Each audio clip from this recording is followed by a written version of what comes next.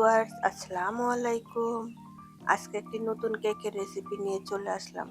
আজকে আপনাদের করে দেখাবো চকলেট কেক। এইভাবে কেক বানিয়ে কিন্তু বাচ্চাদের টিফিনে দিতে পারেন। বাচ্চারা খুব মজা করে খাবে। আশা করি আপনাদের কাছে খুবই ভালো লাগবে। যদি আপনাদের কাছে ভালো লাগে তাহলে ভিডিওটি স্কিপ না করে পুরো ভিডিওটি দেখবেন। কেক বানানোর জন্য বাটির মধ্যে আমি 2টা ডিম নিয়ে নিলাম। ডিম 2টা কিন্তু স্বাভাবিক তাপমাত্রায় হতে হবে। আপনাদের ডিম যদি ফ্রিজে থাকে অবশ্যই কেক বানানোর আধা ঘন্টা আগে ফ্রিজ থেকে ডিম বের করে নিতে হবে। এখন আমি ইলেকট্রিক বিটার দিয়ে ডিমের ফোম বানিয়ে নিব।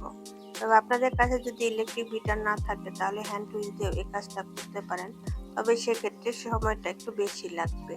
মিষ্টির জন্য এখানে আমি 1 কাপ চিনি নিয়েছি, তবে চিনি আমি একবারে দিব না, কয়েকবারে দিয়ে ডিমের ফোম বানিয়ে নিব।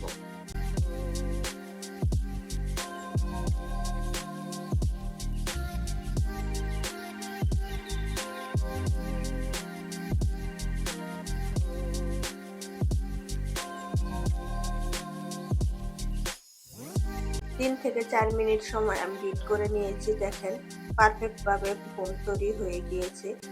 এখন এর মধ্যে 1/3 কাপ রান্নার তেল দিয়ে আরেকটু সময় বিট করে নিব।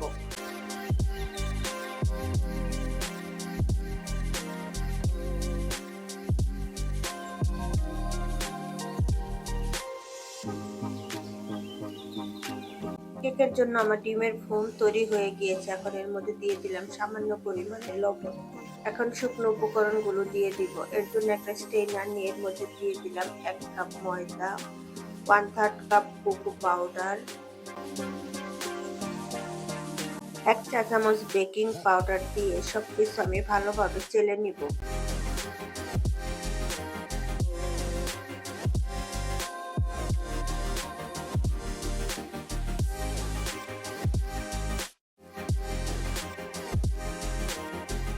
শুকনো উপকরণগুলো চেলে নিয়েছি। এখন আমি একটা স্প্যাচুলার সাহায্যে ডিমের ফোমের সাথে আলতোভাবে মিশিয়ে নিব। সময় নিয়ে আলতোভাবে আমি ভালোভাবে মিশিয়ে নিয়েছি। কেকের ব্যাটার এখন পারফেক্টভাবে রেডি হয়ে গিয়েছে। ব্যাটারের ঘনত্বটা এরকম হতে হবে, এর চেয়ে পাতলা বা ঘন হওয়া যাবে না। কেক বেক করার জন্য আমি একটা কেকের মোল্ড নিয়ে নিলাম। এখন এর মধ্যে দিয়ে দিব অল্প পরিমাণে তেল। তেল দিয়ে চারপাশ ভালোভাবে ব্রাশ করে নেব।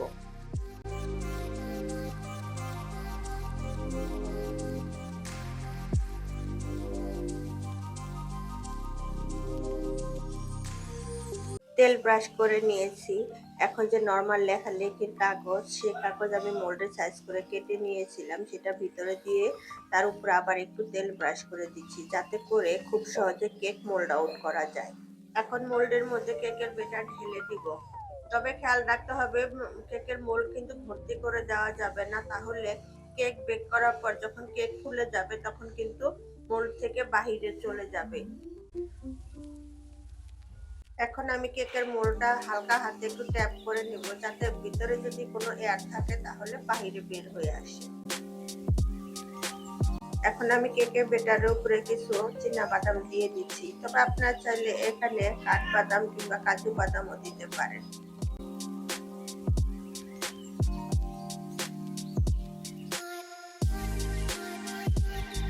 বাদাম দেওয়া হয়ে গিয়েছে। এখন আমি কেক বেক করে নেব। কেক বেক করার জন্য চুলায় একটি হাঁড়ি বসে তার মধ্যে স্ট্যান্ড দিয়ে দিয়েছি। হাঁড়িটা আমি হাই হিটে ভালোভাবে গরম করে নিয়েছি। এখন এর মধ্যে কেকের মোলটা দিয়ে দিলাম। এখন ঢাকনা দিয়ে ঢেকে দিব, আর ঢাকনার মধ্যে যে ছিদ্র আছে সেটা আমি টিস্যু পেপার দিয়ে বন্ধ করে দিব। 35 মিনিট কেক আমি বেক করে নিয়েছি। দেখেন একদম পারফেক্ট ভাবে হয়ে গিয়েছে, দেখতে কতটা সুন্দর লাগছে। এখন আমি নামিয়ে ঠান্ডা করে নিব। কেক আমি নামিয়ে ভালোভাবে ঠান্ডা করে নিয়েছি। এখন আমি মোল্ড আউট করে নিব।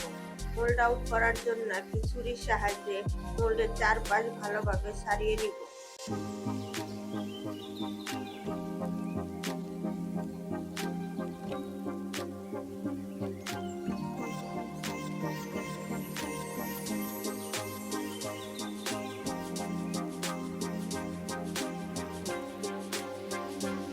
দেখেন কেক আমি মোল্ড আউট করে নিয়েছি, দেখতে কতটা সুন্দর লাগছে, খেতেও কিন্তু অসম্ভব মজার হয়েছিল। আমার রেসিপি ফলো করে আপনারা একবার হলেও বাসায় ট্রাই করে দেখতে পারেন। আশা করি আপনাদের কাছে খুবই ভালো লাগবে। আমার রেসিপিগুলো যদি আপনাদের কাছে ভালো লেগে থাকে তাহলে অবশ্যই আমার চ্যানেলটিকে সাবস্ক্রাইব করে দিবেন এবং পাশে থাকা বেল আইকনটিতে ক্লিক করবেন, যাতে আমার সকল ভিডিও নোটিফিকেশন সবার আগে আপনার কাছে পৌঁছে যায়।